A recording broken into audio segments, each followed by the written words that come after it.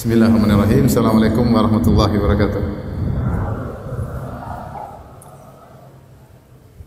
Alhamdulillahi ala ihsani wa syukru lahu ala taufiqihi wa amtinani. Asyhadu an la ilaha illallah wahdahu la syarika lahu ta'ziman li sya'ni. Wa asyhadu anna Muhammadan abduhu wa rasuluhu da'ila ridwani. Allahumma salli alaihi wa ala alihi wa ashabihi wa ikhwani. Hadirin dan hadirat yang dirahmati Allah Subhanahu wa taala, kembali kita membahas surat Al-Fatah, surat ke-48 yang ini adalah pertemuan yang kedua. Pada pertemuan lalu telah kita bahas tentang kisah Sulhul Hudaybiyah, perjanjian Al-Hudaybiyah. Kita telah jelaskan secara global tentang kisah tersebut karena surat ini turun sepulang Nabi sallallahu alaihi wasallam dari Al-Hudaybiyah. Allah Subhanahu wa taala berfirman, Inna fatahna laka fatham mubina.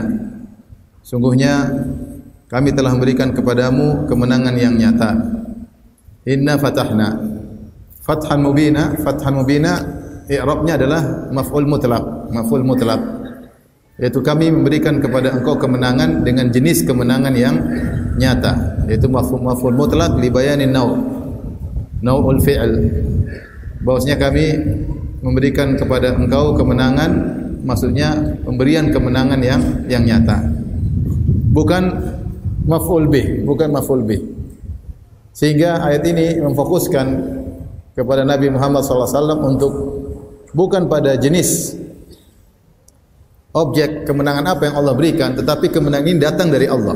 Kemenangan datang dari Allah. Ya, Allah sedang menjelaskan tentang kemenangan yang Allah berikan. Makanya Allah mengatakan, Inna fatahna laka fathan mubina. Sungguhnya kami telah memberikan kepada engkau kemenangan, yaitu memenangkan engkau dengan jenis kemenangan yang nyata. Kemenangannya apa tidak disebut dalam ayat ini. Makanya para ulama berselisih apa yang dimaksud dengan Fathan Mubina tersebut. Ada yang mengatakan Fathul Hudaybiyah, yaitu Sulh Hudaybiyah. Ada yang mengatakan Fathu Makkah. Ya, namun yang benar bahwasanya yang dimaksud dengan Fathan Mubina adalah Sulhul Hudaybiyah. Sebagaimana kita jelaskan pada pertemuan yang lalu. Di antara dalil bahwasanya ini adalah Sulhul Hudaybiyah yang Allah sebutkan dengan kemenangan yang nyata, karena surat ini turun sepulang Nabi sallallahu alaihi wasallam, yaitu beranjak meninggalkan Hudaybiyah, di mana para sahabat dalam kondisi sedih. Kemudian mereka meninggalkan Hudaybiyah, maka turunlah ayat ini. Kata Anas bin Malik radhiyallahu anhu, "Lamma nazalat inna fatahna laka fathan mubina ila qaulihi ta'ala fawzan 'azima," surat Al-Fatah ayat 1 sampai 5, "Marji'ahu minal Hudaybiyah." Yaitu ketika Nabi pulang dari Hudaybiyah. Wa hum yukhalituhumul huznu wal ka'abah. Waqad nahar al-hadiya bil Hudaybiyah. Ketika mereka pulang meninggalkan Hudaybiyah menuju balik ke kota Madinah, mereka dalam kondisi sedih, dalam kondisi sesak dada, sementara mereka tidak jadi umrah dan mereka sudah menyembelih al-hadiyu, itu unta-unta mereka di Hudaybiyah.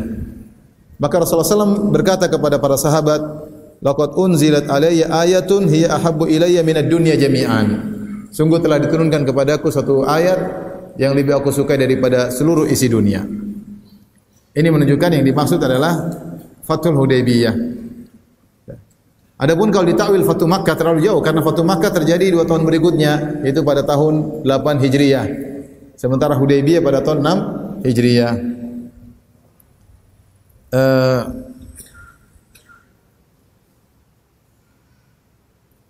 Dan banyak dalil yang menunjukkan akan hal ini, ya, yang menunjukkan bahwasanya Al-Fath maksudnya adalah Fathul Hudaybiyah. Dikuatkan dengan hadis Al-Bara' bin Azib radhiyallahu anhuma, beliau berkata, "Ta'udduna antumul fatha fatha Makkah. Wa qad kana fathu Makkah fathan." Kalian menganggap Al-Fatah dalam firman Allah, "Inna fatahna fathan mubina," atau kalian menganggap kemenangan yang sungguhnya adalah Fathu Makkah. Benar, Fathu Makkah adalah benar-benar kemenangan. Wa nahnu na'udul fatha bai'atar ridwan yaumal Hudaybiyah. Namun menurut kami kemenangan yang sungguhnya adalah Bai'atul Ridwan ketika di Hudaybiyah. Kunna ma'an Nabi sallallahu alaihi wasallam 14 Kami sedang bersama Nabi itu sejumlah 1.400 orang. Wal Hudaybiyah bi'run. Ya. Fanazahnaha falam natruk fiha qatrah. Fabalagha dzalika an-nabiy sallallahu alaihi wasallam fa ataha fajalasa ala syafiriha. Intinya dia jelaskan bahwasanya yang dimaksud dengan Fathan Mubina maksudnya adalah Al-Hudaybiyah. Jadi dua dalilnya. Pertama, ayat ini turun setelah Nabi pulang dari Hudaybiyah. Kemudian Allah menggunakan fi'il madhi. Allah mengatakan inna fatahna. Sungguhnya kami telah memberikan kemenangan yang nyata. Sementara Fatu Makkah 2 tahun setelahnya, ya. Dan itu belum terjadi. Dan mentakwil fi'il madhi untuk perkara yang telah datang kalau ada dalilnya boleh, tetapi terlalu jauh karena Fatu Makkah 2 tahun setelahnya. Maka zahir ayat menunjukkan yang dimaksud dengan Fathan Mubina adalah Fatu Al-Hudaybiyah. Kita kembali, Allah berfirman, Inna fatahna laka fatan mubina. Sungguhnya kami telah memberikan kepada engkau kemenangan yang nyata.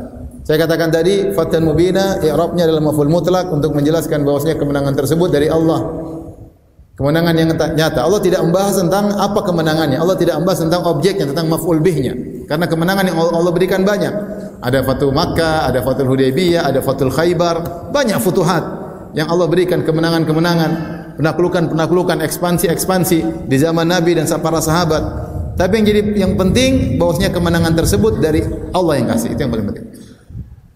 Yang penting kemenangan tersebut yang kasih siapa? Allah. Untuk menjelaskan bahwasanya keberhasilan, kemenangan dari Allah Subhanahu wa taala. Kalian hanya melakukan sebab, tapi yang menentukan kemenangan adalah Allah Subhanahu wa taala. Maka seorang ketika mengingat ayat ini, agar dia tidak ujub, agar dia sadar bahwasanya segala keberhasilan adalah dari Allah semata. Setelah Allah berfirman, liyaghfira lakallahu ma taqaddama min dzambika wa ma ta'akhkhar wa yutimma ni'matahu 'alaika wa yahdiyaka siratan mustaqima wa yansurakallahu nasran aziza. Di sini Allah berikan keutamaan bagi Nabi dengan bertumpuk pemberian.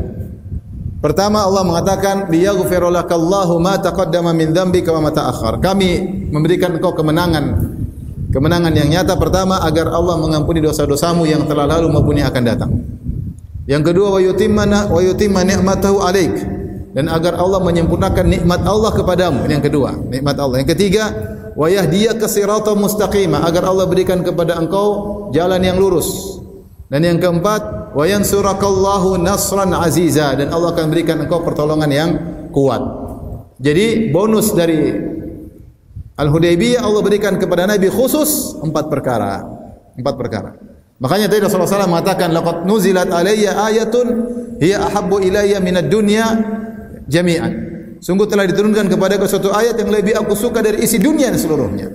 Bagaimana tidak? Ayat tersebut menjelaskan karunia Allah kepada Nabi dengan 4 perkara, dibuka dengan Fathan Mubina. Hudaybiyah adalah fath, kemenangan. Meskipun zahirnya adalah kekalahan, sebagaimana kita jelaskan pada pertemuan lalu, tapi Allah namakan dengan kemenangan. Kemudian Allah sebutkan secara spesifik buat Nabi, diampuni, disempurnakan nikmat, kemudian diberikan hidayah yang lurus, dan diberi kemenangan yang kuat.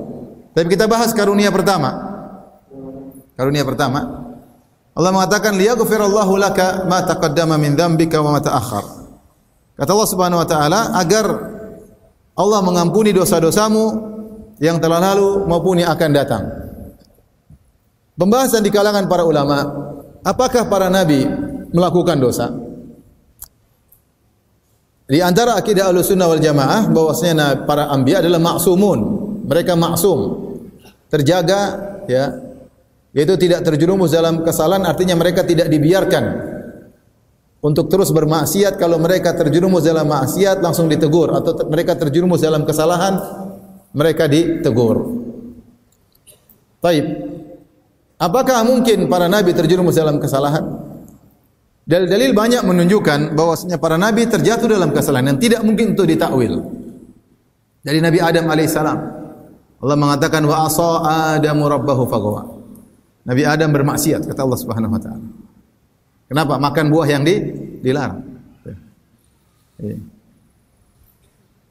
Nabi Nuh ditegur oleh Allah Subhanahu wa taala, ya. Ya Nuh innahu laisa min ahlika innahu amalun ghairu salih. Fala tas'alni ma laisa laka bi'ilm. Inni a'idzuka an takuna minal jahilin. Wahai Nuh, kenapa kau berdoa untuk kebaikan anakmu yang mati kafir? Anakmu bukan telah melakukan amal yang tidak saleh.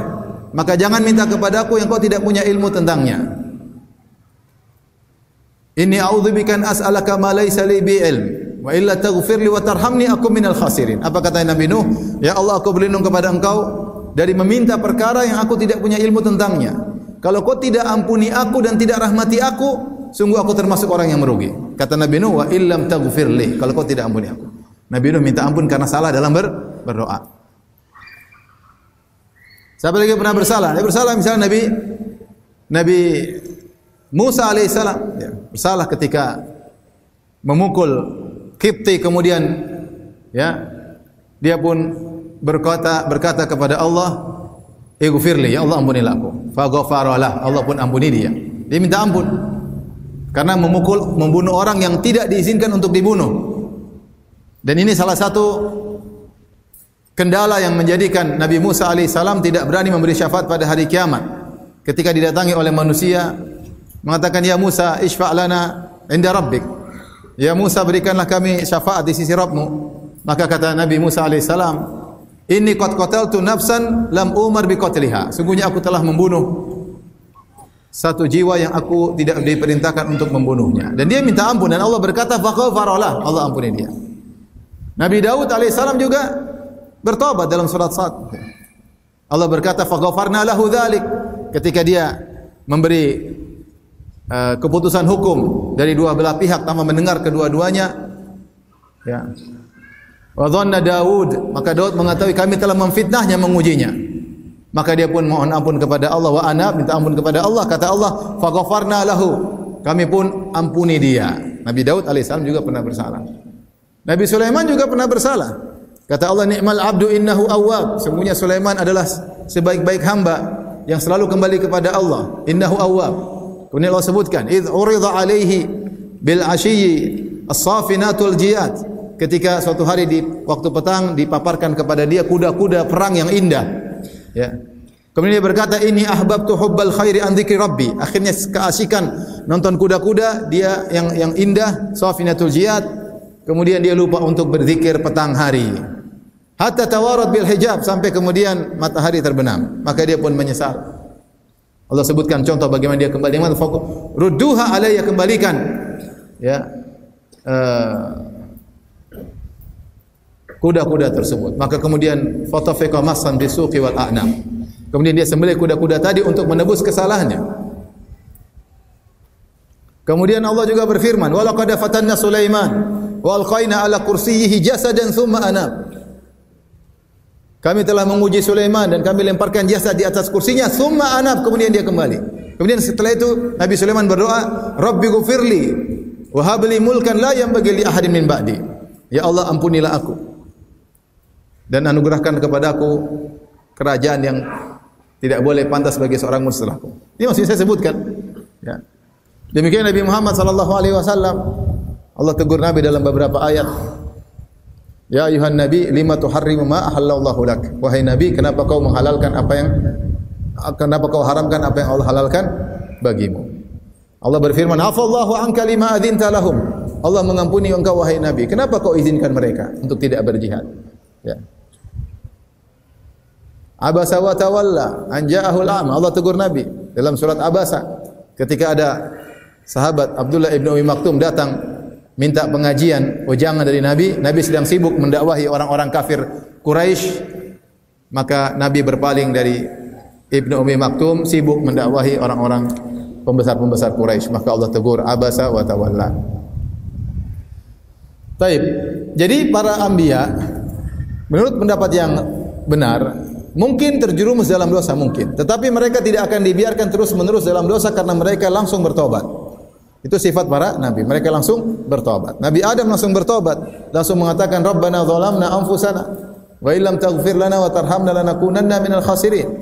Begitu dia makan buah yang dilarang, dia pun sadar, langsung dia bertobat, tidak menunda-nunda taubatnya. Tetapi para ulama mengatakan dosa-dosa yang dilakukan oleh para nabi tidak ada dosa-dosa besar, tidak ada dosa-dosa besar. Mungkin mereka terjerumus dalam dosa tapi dosa kecil. Ini yang pertama. Jadi terkait dengan dosa, mungkin mereka terjerumus dalam dosa. Tetapi dosa-dosa tersebut bukan dosa-dosa apa? Besar. Dosa-dosa kecil. Makan buah misalnya, salah ini, salah hukum. Dosa-dosa kecil. Ya. Tidak seperti bahkan Nabi Musa yang memukul Kipti, tidak bermaksud membunuh, tapi dia saking kuatnya. Dia bermaksud menolong Israeli yang sedang dizolimi oleh anak buah Fir'aun, tapi dia terlalu keras mukulnya. Saking kuatnya. Nabi Musa terlalu kuat ya. Sehingga dia tidak bermaksud membunuh, tapi akhirnya apa? Mati. Dosa-dosa mereka bukan dosa-dosa besar. Kemudian dosa-dosa mereka juga bukanlah dosa-dosa yang merusak muru'ah mereka, bukan dosa yang mempermalu, membuat malu seperti mungkin berdusta, berkhianat, melihat yang haram, bukan begitu dosa yang mereka lakukan atau kesalahan yang mereka lakukan. Yang ketiga, kalaupun Allah menegur mereka karena kedudukan mereka yang sangat tinggi, bukan karena mereka rendah ditegur, tapi karena kedudukan mereka yang sangat tinggi sehingga salah sedikit saja ditegur oleh Allah Subhanahu wa taala. Ya.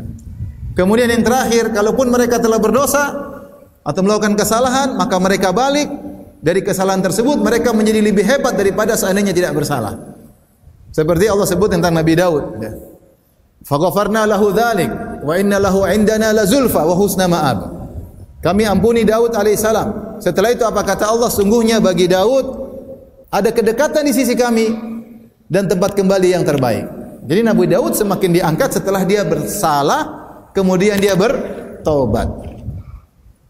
Sehingga para nabi menggabungkan antara ibadah bersyukur dan ibadah bertaubat. Dan tidak mungkin seorang bisa menjalankan ibadah taubat kecuali dia melakukan terjatuh dalam kesalahan.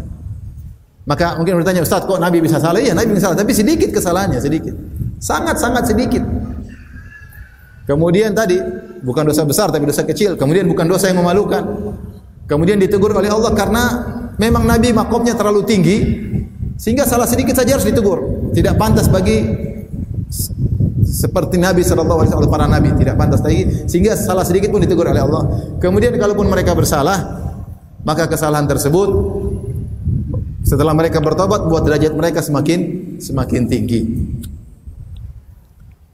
Karena tidak semua orang terjerumus dalam dosa. Kata Ibnu Qayyim rahimahullah, orang yang terjerumus dalam dosa kemudian bertobat, maka ada 3 kemungkinan. Dia terjerumus dalam dosa, kemudian dia bertobat. Ini kalau dia bertobat. Kemungkinan pertama, dia kembali seperti semula.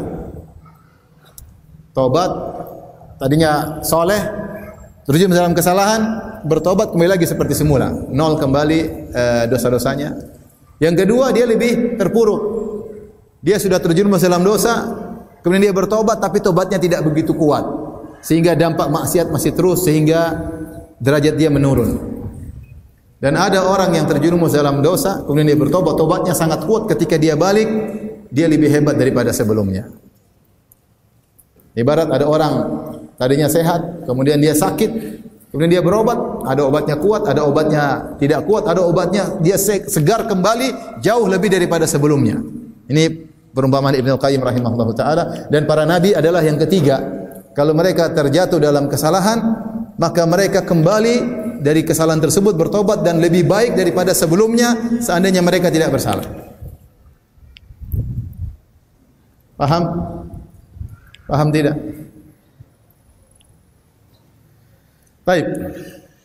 Kita lanjutkan. Allah Subhanahu wa taala berfirman tentang Nabi Muhammad sallallahu alaihi wasallam, "Liyaghfira lakallahu ma taqaddama min dzambika wa ma ta'akhkhar." Agar Allah mengampuni dosamu yang telah lalu maupun yang akan datang. Di antara keistimewaan Nabi sallallahu alaihi wasallam yang tidak diberikan kepada nabi-nabi yang lainnya, bahwasanya Nabi sallallahu alaihi wasallam diampuni dosanya yang telah lalu maupun yang akan datang. Dalam satu hadis dari Abu Hurairah radhiyallahu anhu, anna Nabiy sallallahu alaihi wasallam qala, Rasulullah sallallahu bersabda, "Fuddiltu 'alal anbiya'i bi sittin lam yu'tahunna ahadun kana qabli." Aku telah dimuliakan dengan 6 perkara di atas para nabi, yang tidak seorang pun dari mereka diberikan 6 perkara tersebut. Aku memiliki 6 keistimewaan yang tidak diberikan kepada nabi-nabi sebelumku. Di antaranya, ghufira li ma taqaddama min dzambi wa ma ta'akhkhar. diampuni dosa-dosaku yang telah lalu maupun yang akan datang. Ini keistimewaan hanya dimiliki oleh Nabi sallallahu alaihi wasallam. Makanya kalau ada hadis tentang suatu amalan tertentu, siapa yang melakukan amalan tertentu, pahalanya dosanya akan diampuni yang telah lalu maupun yang akan datang. Pastikan tambahan yang akan datang tersebut pasti tambahannya dhaif. Karena semua ibadah-ibadah pasti terkait dengan dosa yang masa lalu. Ya tidak? Dosa yang masa lalu. Adapun dosa yang akan masa depan secara mutlak maka tidak ada. Yang ada cuma itu hak Nabi sallallahu alaihi wasallam. Mungkin ada pengampunan dosa untuk masa depan tapi tidak mutlak, tidak seperti Nabi sallallahu alaihi wasallam. Contohnya seperti Ahlul Badar. Ahlul Badar diampuni dosa-dosa mereka, ya, tapi tidak secara mutlak. Mereka melakukan kesalahan tapi diampuni karena mereka telah melakukan kebaikan yang luar biasa dalam perang Badar. Tapi tidak dikatakan mereka secara mutlak dosa-dosanya diampuni di masa depan. Tapi intinya mereka seperti penjelasan Ibnu Qayyim rahimahullahu taala, mereka senantiasa diberi taufik oleh Allah untuk bertaubat. Sehingga Allah berkata, "I'malu ma syi'tum qad ghafartu lakum." Lakukan apa yang kalian kehendaki, sungguhnya aku telah mengampuni kalian. Maksudnya kalau mereka berdosa, mereka selalu bertaubat. Sama seperti hadis dalam Sahih Muslim yang Rasulullah sebutkan, ada seorang berdosa kemudian dia bertobat. Kemudian dia berdosa lagi, kemudian dia bertobat lagi. Kata Allah, aku ampuni dia. Kemudian dia berdosa lagi, dia bertobat lagi. Kata Allah, aku ampuni dia. Kemudian dia berdosa lagi, bertobat lagi. Kata Allah, ya, i'mal ma syi't. Ya, lakukan apa yang kau kehendaki. Aku telah mengampuni engkau. Kenapa? Karena setiap kau berdosa kau selalu bertobat. Setiap kau berdosa selalu kau bertobat. Yaitu engkau selalu diberi taufik untuk bertobat. Kalau gitu kau lakukan apa saja akan diterima taubatmu karena kau senantiasa bertobat. Maksudnya bukan diampuni dosa-dosa setelah mutlak. Berbeda dengan Nabi sallallahu alaihi wasallam, diampuni dosa-dosa yang mutlak yang telah lalu maupun yang akan datang. Makanya dalam hadis ketika Rasulullah SAW salat malam sampai hatta tatafattar qadamah, sampai kedua kaki beliau pecah-pecah. Aisyah berkata, Aisyah maksudnya radhiyallahu anha, Nabi sudah memiliki keistimewaan. Kata Aisyah, "Lima tasna'u hadza ya Rasulullah wa qad ghafara Allahu laka ma taqaddama min dzambika wa ma ta'akhkhar." Kenapa engkau salat sampai begini wahai Rasulullah? Sampai kaki pecah-pecah. Sementara dosa-dosamu telah diampuni yang telah lalu maupun yang akan datang. Kata Rasulullah SAW, "Afala uhibbu an akuna 'abdan syakura." Kenapa aku tidak suka untuk menjadi hamba yang pandai bersyukur? Tapi Aisyah tahu di antara keistimewaan Nabi telah diampuni dosa-dosa yang telah lalu maupun yang akan datang. Baik. Pembahasan berikutnya, apakah Nabi berdosa? Maka ini pun khilaf di kalangan para ulama. Namun pendapat yang benar tadi kita katakan mungkin Nabi punya dosa-dosa meskipun dosa-dosa kecil, tetapi Allah ampuni dosa-dosanya. Ya, tentu ada takwil-takwil yang mengatakan maksudnya Nabi dosa sebelum dia menjadi seorang rasul, ya, di masa lalu, ya. Tapi takwil itu semua jauh. Yang benar Nabi mungkin melakukan kesalahan sallallahu alaihi wasallam. Tapi kesalahan tersebut ringan, hanya saja Nabi ditegur karena Nabi adalah makhluk termulia, yaitu manusia termulia, sehingga apapun kesalahan ditegur oleh Allah Subhanahu wa taala. Baik, saya bacakan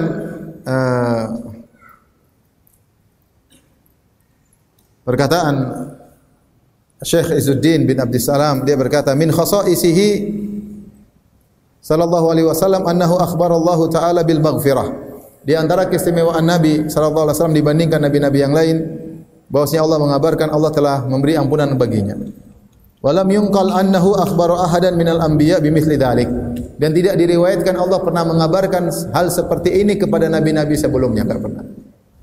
Yang Allah kabarkan cuma Nabi Muhammad. Liyaghfira lakallahu ma taqaddama min dzambika wa ma ta'akhkhar. Agar Allah mengampuni dosa yang telah lalu maupun yang akan datang. Ya. Wa yadullu lahu qauluhum fil mauqif nafsi nafsi. Di antara hal yang menunjukkan akan hal ini, para nabi ketika di padang mahsyar semua berkata nafsi nafsi. Jiwaku juga butuh syafaat, jiwaku juga butuh syafaat. Semua takut. Yang berani mengatakan ana laha, saya akan siap memberi syafaat cuma siapa? Rasulullah sallallahu alaihi wasallam. Yang para manusia datang kepada Rasulullah dan berkata, "Abdan qad ghafarallahu lahu ma taqaddama min dzambi wa ta'akhkhar." Engkau adalah seorang hamba, wahai Muhammad sallallahu alaihi wasallam, yang Allah telah mengampuni dosamu yang telah lalu maupun akan datang. Makin dalil bahwasanya diampuni dosa masa lalu akan datang hanyalah keistimewaan Nabi Muhammad sallallahu alaihi wasallam. Dan semisalnya diucapkan oleh Ibnu Katsir dalam tafsirnya, beliau berkata, hadza min khasaisihi sallallahu alaihi wasallam allati la yusyariku fiha ghairuhu. Ini adalah keistimewaan Rasulullah sallallahu alaihi wasallam yang tidak disertai oleh selain beliau. Ya. Hanya beliau saja yang seperti itu. Ghufira lahu ma taqaddama min dzambihi wa ma ta'akhkhar. Telah diampuni dosa-dosa beliau yang telah maupun akan datang. Wa hadza fihi tasyrifun 'azimun li Rasulillah sallallahu alaihi wasallam. Ini adalah bentuk pemuliaan yang agung kepada Rasulullah sallallahu alaihi wasallam fi jami'i umurihi ala ta'ah wal bir wal istiqamah allati lam yanalha basharun siwahu la min al-awwalin wala min al-akhirin. Wa huwa sallallahu alaihi wasallam akmalul bashar ala al-itlaq wa sayyiduhum fid dunya wal akhirah.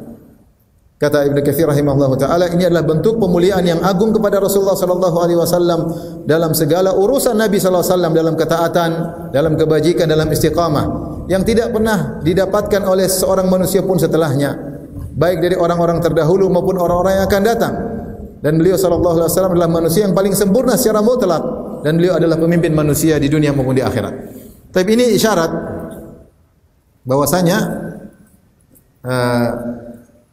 Allah mengatakan, Allah muliakan Nabi dengan kejadian Hudaybiyah. Taib, timbul pertanyaan, apa kaitannya Hudaybiyah dengan Allah mengampuni Nabi? Seakan Allah berkata, Inna fatahna laka fatan mubina, kami berikan engkau kemenangan yang nyata untuk mengampunimu ya Rasulullah, untuk memberikan karunia ini, karunia ini, karunia, 4 karunia. Apa kaitannya dengan Hudaybiyah? Karena kejadian Hudaybiyah kejadian yang luar biasa. Sebagaimana kita jelas beberapa tahun lalu. Itu Rasulullah SAW tunduk kepada perintah Allah, harus mengalah dengan orang-orang Quraisy dalam tanda tangan kesepakatan dengan orang Quraisy yang diwakili oleh Suhail bin Amr yang waktu itu masih kafir, yang di mana keputusannya menyesatkan kaum muslimin. Bagaimana tidak, mereka sudah berjalan. Sebelumnya Rasulullah mimpi akan umrah dan mereka tahu mimpi para nabi pasti benar. Mereka menyangka umrahnya tahun tersebut. Ini pada tahun 6 Hijriah di bulan Dzulqa'dah. Kemudian mereka berangkat 1.400 orang. Tidak pernah mata mereka melihat kampung halaman mereka. Mereka sudah terusir 6 tahun lalu. Kemudian mereka berangkat dari Madinah dengan penuh semangat, bawa onta, bawa hewan-hewan. Berjalan bisa jadi sepekan. Ketika sudah tinggal 25 km lagi, mereka ditahan untuk bisa umrah. Dan orang-orang Quraisy ketika menahan mereka karena hamiyah, karena sombong aja. Siapapun masuk Mekah tidak ada yang mereka larang. Mau Yahudi, Nasrani, Majusi, kalau masuk Mekah mereka biarkan. Kabilah lain masuk Mekah mereka biarkan. Dan itu harusnya kode etik yang berlaku di antara mereka. Siapa yang masuk di tanah haram tidak diganggu. Sejak dahulu, sejak zaman jahiliyah. Ketika Muhammad SAW dan para sahabat yang akan datang, mereka hadang. Ini membuat para sahabat jengkel. Yang lain masuk oke-oke saja, kenapa kami dilarang? Ini kan kampung kami dulu. Sudah 6 tahun enggak lihat. 6 tahun tidak pernah lihat Mekah. Sehingga para sahabat nekat untuk mati ketika itu. Sampai Umar datang mengatakan, ya Rasulullah, alasna alal haq wa hum alal batil. Bukan kita benar, mereka batil. Kata Nabi, ya. Alaysa qatlana fil jannah wa qatlahum fin nar. Kalau kita meninggal kita masuk surga, mereka mampus masuk neraka. Kata Nabi, benar. Falima nu'tid daniyata fi din. Kalau gitu ngapain kita mengalah? Maka kita merendah, perang aja. Mati masuk surga, aman ya Rasul. Perang. Ngapain dihalang-halangi untuk apa? Umrah. Kita mau umrah, kurang ajar mereka. Bukankah engkau telah mengatakan kita akan umrah, akan tawaf? Kata Rasulullah, benar. Tapi apa saya bilang tahun ini? Enggak sih, engkau enggak bilang. Kita akan umrah tapi bukan tahun ini. Intinya kejadian itu menunjukkan kesabaran Nabi sallallahu alaihi wasallam. Sampai Nabi diselisih oleh seluruh sahabat, hampir seluruh sahabat menyelisih Nabi. Yang setuju dengan Nabi Abu Bakar As-Siddiq, tidak diriwayatkan kecuali Abu Bakar As-Siddiq. Sama istrinya siapa?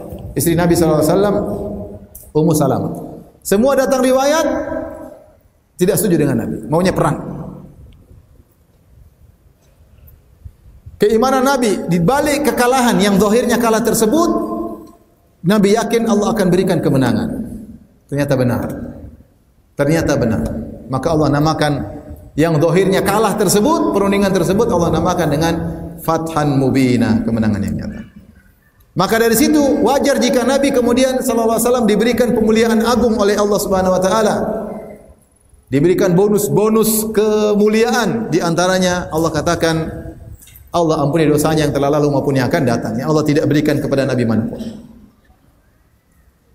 Dengan sebab kesabaran Nabi dalam perjanjian Al-Hudaybiyah. Yang kedua, Allah berfirman wa yutimma ni'matahu 'alaik. Dan Allah sempurnakan nikmat Allah kepadamu. Tentu kita tahu bahwasanya Allah sudah berikan banyak nikmat kepada Nabi, itu Allah tambahkan nikmat-nikmat lagi kepada Rasulullah sallallahu alaihi wasallam, nikmat iman, nikmat ketakwaan, nikmat ma'rifah kepada Allah Subhanahu wa taala, nikmat tawakal yang Allah tambahkan kenikmatan-kenikmatan kepada Nabi. Di antaranya nikmat agama. Al-yauma akmaltu lakum dinakum. Pada hari ini aku sempurnakan bagi kalian agama kalian. Maka setelah Hudaybiyah banyak ayat-ayat turun penyempurna agama. Allah sempurnakan agama, Allah sempurnakan syariatnya. Wa yahdiyaka siratan mustaqima. Dan agar Allah memberikan petunjuk kepadamu kepada jalan yang lurus. Dan kita tahu Rasulullah SAW sudah di atas jalan yang lurus. Maksudnya semakin dibukakan pintu-pintu hidayah lagi bagi Nabi SAW. Jika Nabi SAW butuh untuk dibukakan pintu-pintu hidayah yang Rasulullah belum tahu, apalagi kita. Maka ini mengisyaratkan di kita kalau kita salat, kemudian kita baca ihdinas siratal mustaqim. Ya Allah tunjukkanlah aku jalan yang lurus, kita benar-benar minta hidayah karena kita masih banyak hidayah yang kita tidak tahu, masih banyak ilmu yang tidak kita ketahui. Kita butuh untuk tegar di atas hidayah tersebut. Kita butuh untuk dibukakan pintu hidayah yang baru. Kita butuh dapat hidayah untuk bisa menjalankan hidayah tersebut. Dapat hidayah misalnya dibuka hati salat malam. Nah, kita juga butuh hidayah dari Allah agar bisa salat malam yang benar. Kita dapat hidayah untuk puasa sunnah. Taib, kita juga butuh hidayah bagaimana puasa sunnah yang benar. Kita dapat hidayah, ternyata kita menikah, punya anak, ini semua anugerah. Kita butuh hidayah dari Allah untuk bisa memanage istri dan anak-anak, tidak mudah. Setiap saat seorang hamba butuh hidayah dari Allah Subhanahu wa taala. Rasulullah SAW saja Allah mengatakan wa yahdiyaka siratan mustaqima, dan agar Allah Subhanahu wa taala ya, memberi petunjuk kepada engkau kepada jalan yang lurus. Wa yansurakallahu nasran aziza, dan agar Allah menolong engkau dengan pertolongan yang kuat.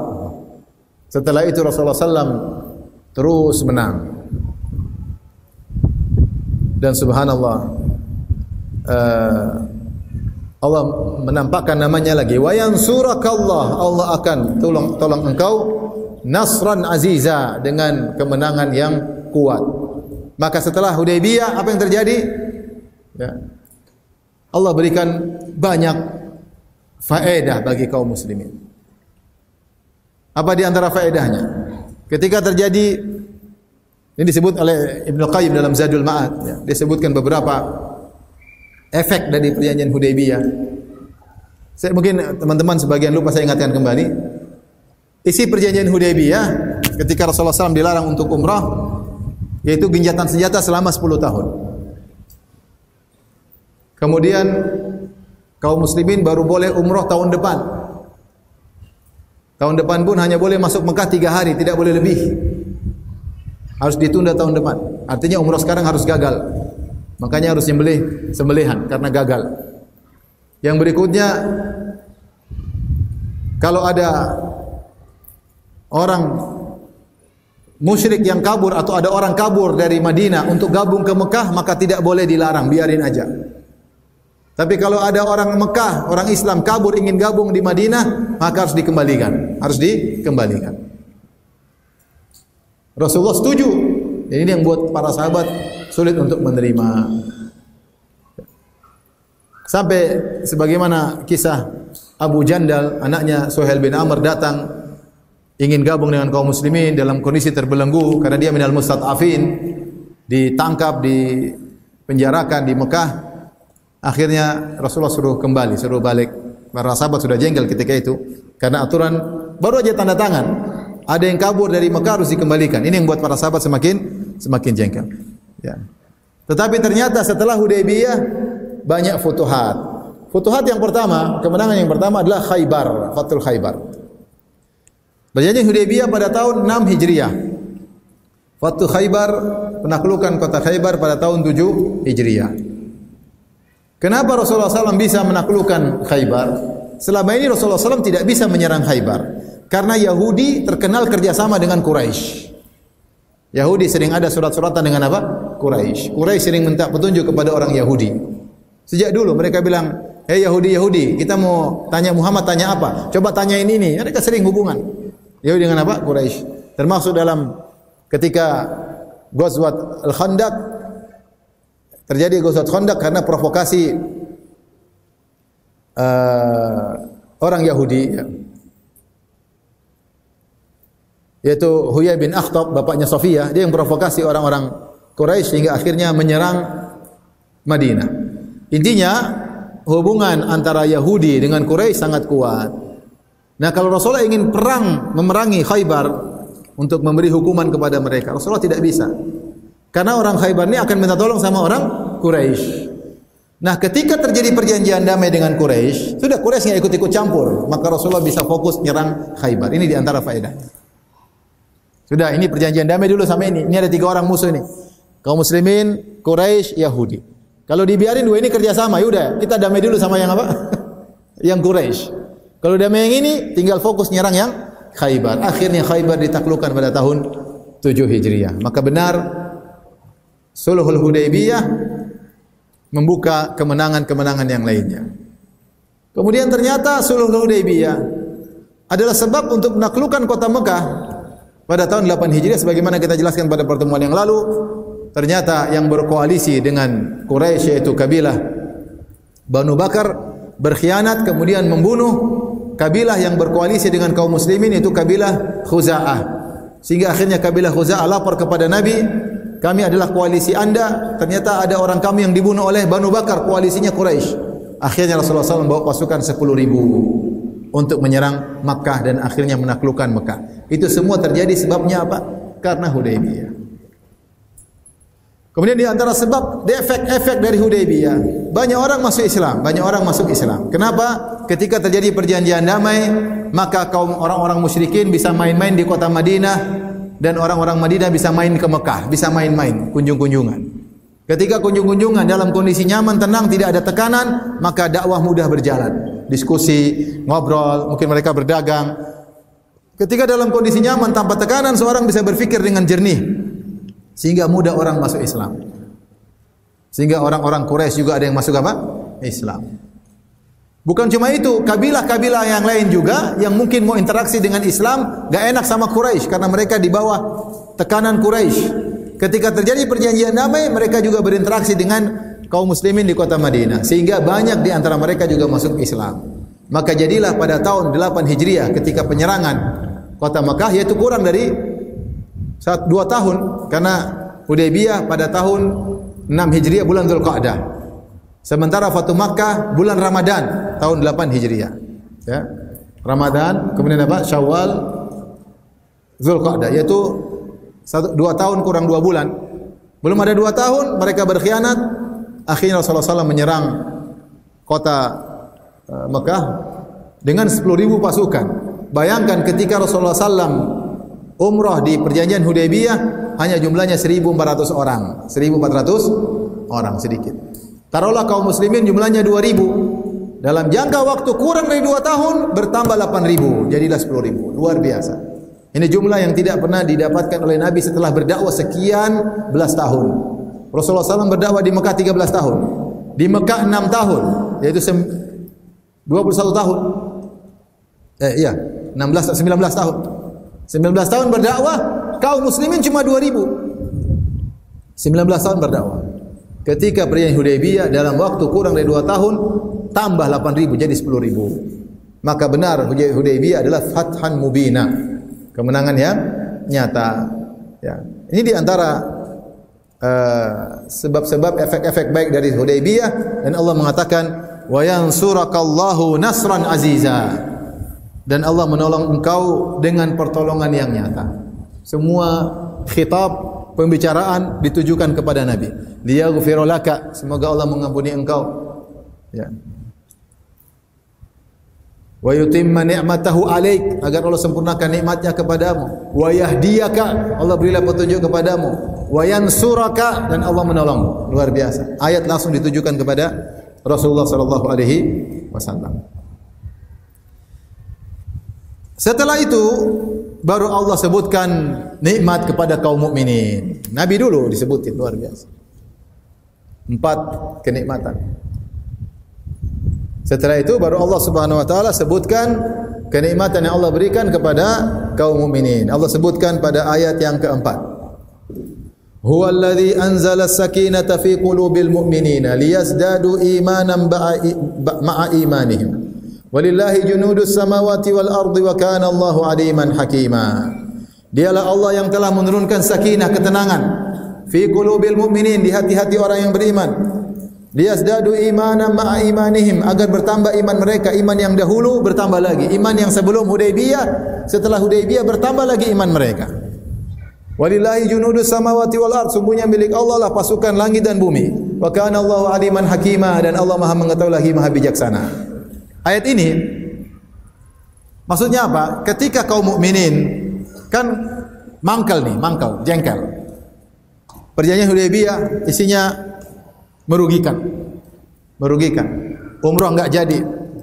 Sudah bawa onta dari Madinah ke Mekah 400 kilo untuk disembelih di Mekah.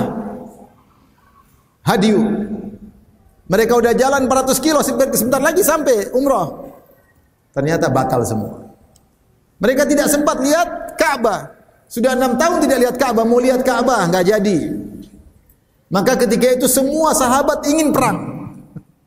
Apalagi mereka sudah baiat kepada Nabi, baiat untuk rela mati ketika Utsman dikabarkan meninggal dunia.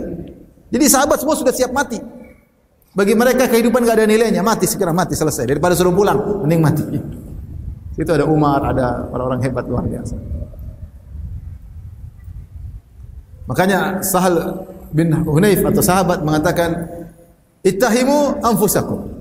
Hendaknya kalian kalau tidak sesuai dengan sunnah Nabi, curigai diri kalian. Sungguh kami pada perjanjian Hudaybiyah, kalau kami bisa menolak perintah Nabi akan kami tolak. Maknanya demikian. Karena semua orang tidak mau mengalah, semuanya ingin perang. Ternyata Rasulullah SAW bilang harus mengalah. Sampai Rasulullah bilang, Ali, hapus Muhammad bin Abdullah. Muhammad Rasulullah, tulis Muhammad bin Abdullah. Ali tidak mau hapus. Karena ketika perjanjian tulis, hadza ma tamma alaihi sulh baina Muhammad Rasulullah wa Suhail bin Amr. Ini adalah perjanjian antara Muhammad bin Abdullah dengan Suhail bin Muhammad Rasulullah dengan Suhail bin Amr. Kata Suhail bin Amr, wahai Muhammad, itu hapus Rasulullah. Kalau saya ngaku kau Rasulullah, ngapain kita ribut-ribut ini? Kita ribut karena saya enggak ngaku kau Rasul. Tulis Muhammad bin Abdullah. Kata Rasulullah, Ali, tulis Muhammad bin Abdullah. Ali enggak mau. Kata Ali, innaka Rasulullah. Engkau adalah Rasulullah meskipun mereka tidak percaya. Kata Rasulullah, hapus. Ali tidak mau hapus. Akhirnya Rasulullah bilang, mana tempat tulisan Rasulullah? Rasulullah hapus sendiri.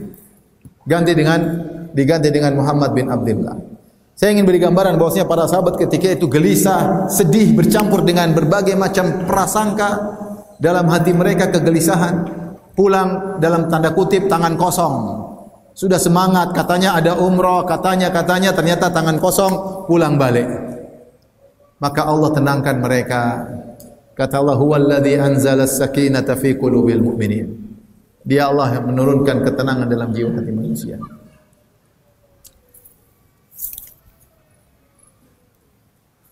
Sudah mau habis waktu. 5 menit lagi katanya. Sebentar. Taib, jadi subhanallah. Akhirnya mereka apapun yang kegelisahan yang mereka dapatkan, akhirnya mereka tunduk kepada sunnah Nabi. Ketika Nabi SAW akhirnya sedih masuk ke tendanya, kemudian Ummu Salamah memberi ide, ya Rasulullah, Anda enggak usah ngomong sama siapapun, pulang dari tenda, cukur rambut, sembelih hewan. Akhirnya Rasulullah SAW keluar, dia perintahkan tukang cukur rambutnya, dicukur rambutnya, gundul. Berarti beliau bertahalul. Kemudian hewan beliau sembelih, sahabat semuanya ikut sembelih, ikut bertahalul. Kalau Nabi sudah memutuskan, tadi mereka gerundel itu karena berharap Nabi berubah pikiran. Tapi ketika Nabi sudah pastikan tidak berubah pikiran, buktinya dia cukur rambutnya, buktinya dia sembelihannya, sahabat langsung semua tunduk. tunduk dengan sunnah Nabi meskipun gurundal dalam hati mereka, tapi kalau sudah keputusan Nabi tidak boleh dilanggar. Wala wa rabbika la yu'minuna hatta yuhaqqimuka fi ma shajara bainahum. Demi Rabbmu mereka tidak beriman sampai mereka menjadikan engkau adalah pemberi keputusan atas perkara yang mereka perselisihkan di antara mereka. Summa la yajidu fi anfusihim harajan mimma qadaita wa yusallimu taslima. Sebenarnya mereka tidak mendapati dalam hati mereka gurundal sedikit pun dan mereka pasrah dengan keputusanmu. Mereka pasrah dengan keputusan Nabi, kemudian mereka berjalan pulang. Yang penting ikut sunnah Nabi sallallahu alaihi wasallam. Ternyata Allah turunkan ketenangan. Yang ini sampaikan ikhwan dan akhwat yang dirahmati Allah Subhanahu wa taala. Kalau antum ingin cari ketenangan, ikut sunnah Nabi meskipun berlawanan dengan hawa nafsu kalian. Meskipun tidak sesuai dengan cita-cita kalian. Meskipun tidak sesuai dengan keinginan kita. Meskipun bertentangan dengan maslahat duniawi yang kita perkirakan. Kalau itu sunnah Nabi, ikuti, Allah akan beri ketenangan. Ketenangan dari Allah. Yang menguasai hati ini siapa? Allah Subhanahu wa taala. Kalau ada mungkin dalam rumah tangga gelisah, tidak nyaman, pasti tidak sesuai sunnah. Kalau sesuai sunnah, insya Allah harusnya tenang, Karena yang menurunkan kebahagiaan adalah Allah. Lihatlah para sahabat, meskipun keputusan Nabi menyelisih keinginan mereka, ketika mereka turut, mereka tunduk, Allah turunkan ketenangan. Huwallazi anzalas sakinata fi qulubil mu'minin. Dialah Allah yang menurunkan ketenangan dalam hati orang-orang yang beriman.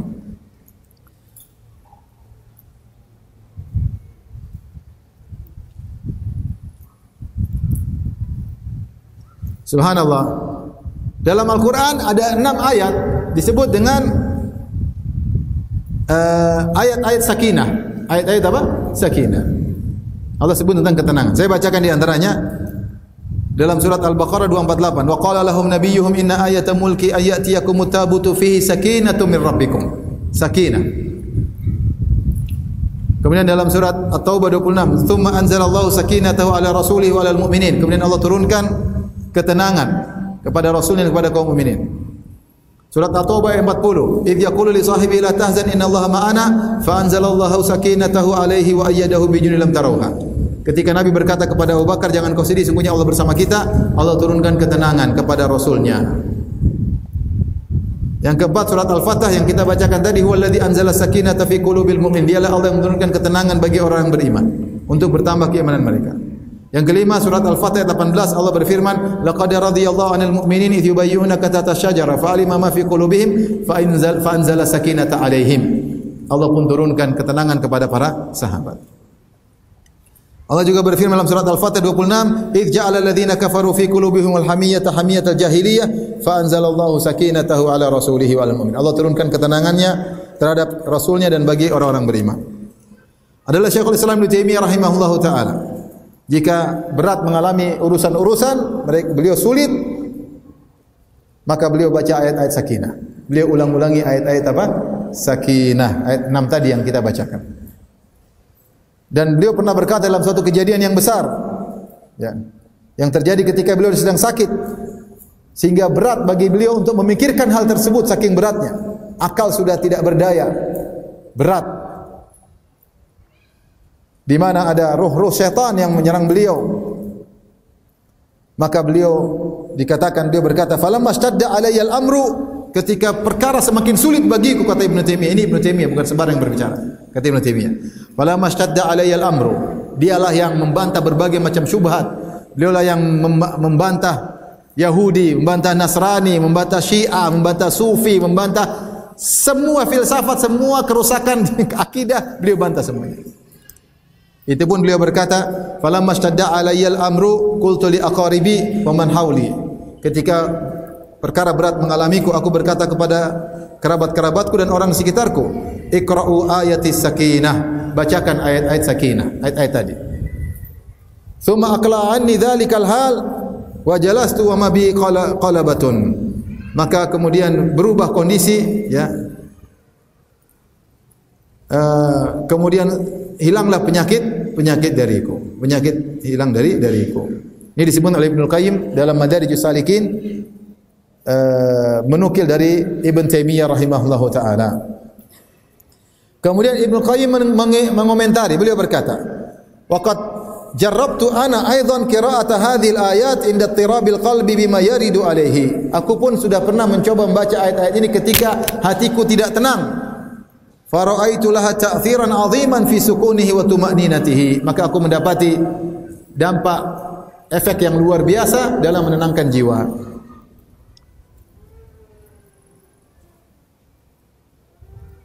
Tapi kalau ini amalan para salaf, kalau antum sedih, gelisah, tidak apa-apa baca ayat-ayat apa? Sakinah. Boleh baca sakinah, boleh baca surat Yusuf, boleh baca Al-Quran secara umum, memberi ketenangan dalam hati.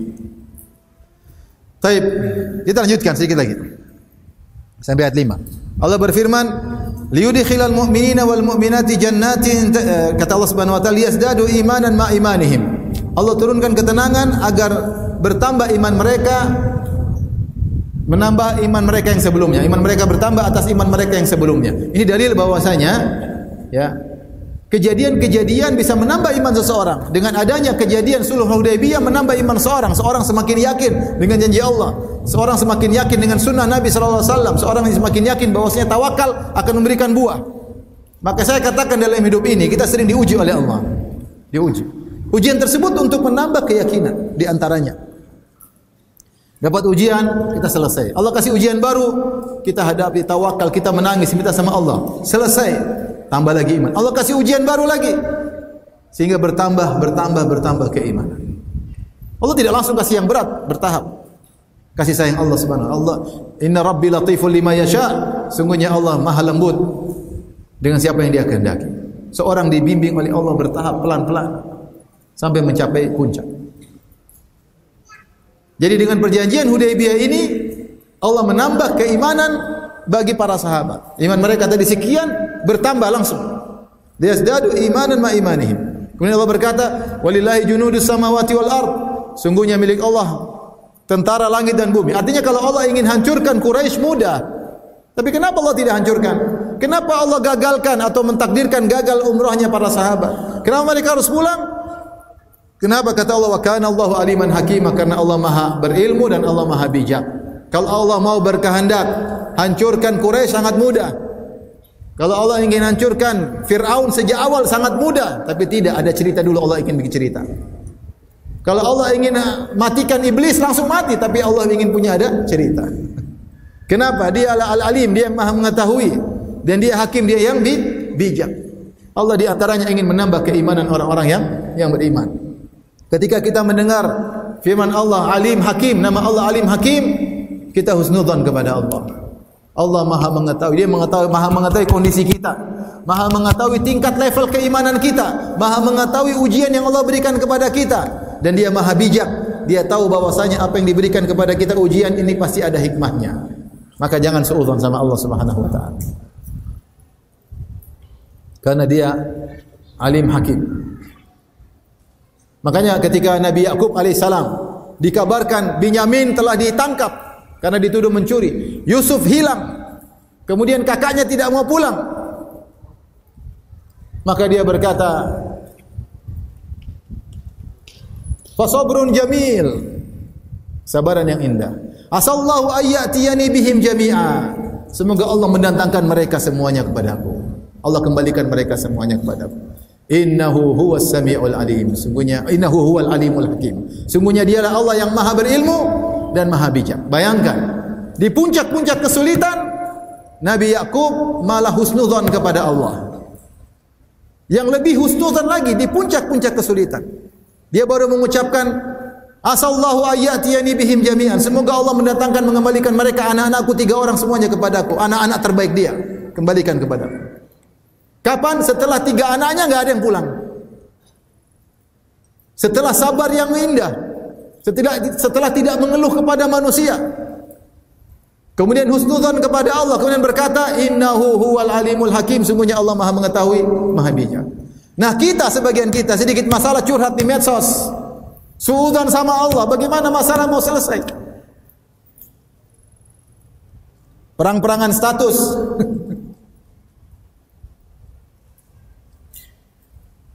Makanya Allah bilang, kalau mau hancurkan Quraisy mudah. Tapi Allah punya rencana. Allah mengatakan walillahi junudus samawati wal ard. Kalau Allah ingin hancurkan mereka, kalian umrah, gampang. Allah punya tentara langit dan bumi. Tetapi Allah mengatakan, wa kana Allahu aliman hakima. Dia yang Maha berilmu, dia Maha bijak. Dia tahu apa yang dia lakukan. Dia tahu kemampuan level iman kita. Dia tahu musibah apa, ujian apa yang bisa menambah keimanan kita. Dia tidak menguji kita agar kita kufur kepadanya kalau kita husnudzon kepadanya. Dia menguji kita agar kita semakin dekat dengannya, bukan untuk semakin jauh darinya.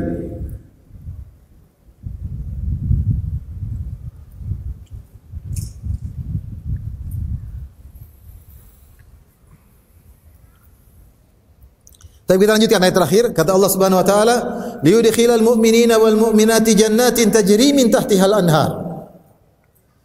Agar Allah masukkan kaum beriman, laki-laki maupun wanita, kepada surga yang mengalir di bawahnya sungai-sungai, khalidina fiha, yang mereka kekal di dalamnya. Wa yukaffiru anhum sayyi'atihim, dan agar Allah mengampuni dosa-dosa mereka. Wa kana dzalika indallahi fawzan 'azima. Sungguh yang demikian itu di sisi Allah adalah kemenangan yang nyata. Jadi Allah setelah menyebutkan karunia Allah kepada Nabi sallallahu alaihi wasallam, Allah sebutkan bahwasanya semua itu ujian sulh Hudaybiyah, ketenangan Allah berikan di antaranya agar memasukkan orang-orang beriman, lelaki maupun wanita, ke dalam surga, agar mereka kekal di dalamnya, dan agar Allah ampuni dosa-dosa mereka. Tapi di sini sebagian ulama bahas kenapa didahulukan masuk surga baru penyebutan diampuni dosa-dosa. Kan seharusnya secara urutan diampuni dosa baru masukin surga. Tapi Allah mengatakan yudkhil mu'minina wal mu'minati jannatin tajri min tahtiha al-anhar khalidina fiha wa yukaffiru anhum sayyi'atihim. Agar Allah masukkan mereka dalam surga dan agar Allah mengampuni dosa-dosa mereka. Harusnya urutannya terbalik. Para ulama bahas, pertama jawaban di antaranya wow, di sini tidak menunjukkan tertib. Yang kedua kata mereka yang penting adalah sedang memberi kabar gembira. Kabar gembira tersebutlah masuk surga dulu. Adapun diampuni konsekuensi dari masuk surga. Kalau sudah masuk surga pasti diampuni enggak? Enggak ada orang masuk surga tidak diampuni. Kalau enggak diampuni enggak masuk apa? Surga. Ketika Allah bilang masuk surga, berarti konsekuensinya akan diampuni oleh apa? Allah Subhanahu wa taala. Ada yang mengatakan masuk surga supaya mereka tidak malu ketika ingat dosa-dosa mereka, kata Allah sudahlah akan diampuni. Sehingga di surga tidak perlu lagi ingat-ingat apa? Dosa-dosa, karena fokusnya adalah masuk surga. Dan itulah kemenangan yang besar di sisi Allah Subhanahu wa taala ketika seorang diampuni oleh Allah dan masuk dalam surga. Itu kemenangan yang sesungguhnya. Kemenangan sesungguhnya bukan dunia, punya rumah mewah, hotel mewah, punya mobil mewah, punya kekayaan, enggak. Kemenangan yang sungguhnya adalah masuk surga. Faman zuhziha 'anil nar wa udkhilal jannata faqad faz. Wa mal hayatud dunya illa mata'ul ghurur. Siapa yang selamat dari neraka dan dimasukkan dalam surga, maka dia telah berhasil, dia telah sukses. Itulah sukses yang sesungguhnya. Wa mal hayatud dunya illa mata'ul ghurur, dan tidaklah kehidupan dunia kecuali hanya kenikmatan yang menipu. Demikian saja ikhwan dan akhwat rahmatillah subhanahu wa taala. Insyaallah kita lanjutkan pada kesempatan yang lain. Demikian saja kajian kita. InsyaAllah kita lanjutkan pada kesempatan yang lain. Subhanakallah bihamdik, asyhadu an la ilaha anta astaghfiruka wa atubu ilaik. Assalamualaikum warahmatullahi wabarakatuh.